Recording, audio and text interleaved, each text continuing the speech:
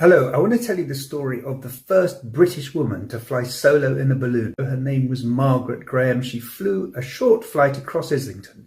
She was actually one half of the 19th century's ballooning power couple, a great publicist and a great celebrity.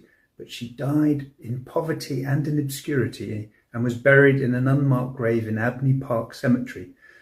Now we can trace Margaret Graham's flight on this Ordnance Survey map, which was made about 50 years later in 1877, but it gives us an idea. So she took off from White Conduit House, which was just off the map, round about here, went northeast. She flew over St. Mary's Church, continued in this direction, and eventually landed beyond Barr's Nursery in open fields around about here.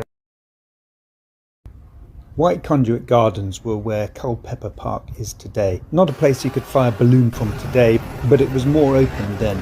Margaret struggled getting much height because there wasn't enough gas in the balloon. She also found that it was very close to some houses as she went down a nearby street. Soon she started to approach St. Mary's Church, and she later wrote in her press report of this flight that the tower of St. Mary's was thronged with people greeting her as she passed, and they even tried to shake her by the hand.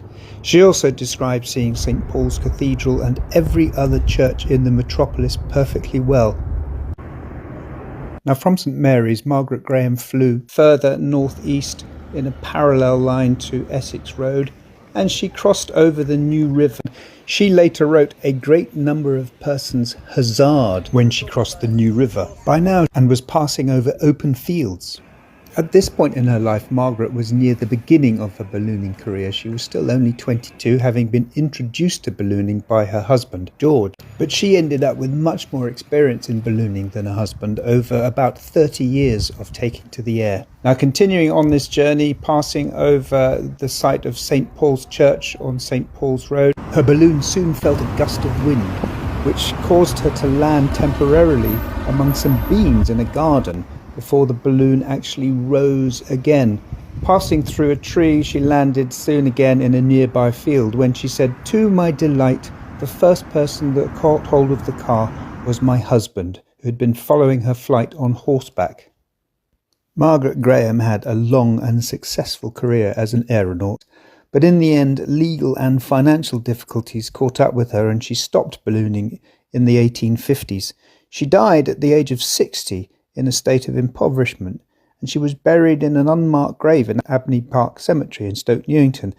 It was only in 2022 that the Abney Park Trust eventually was able to raise money to erect a headstone. You can read more about Margaret Graham on my blog at londonontheground.com.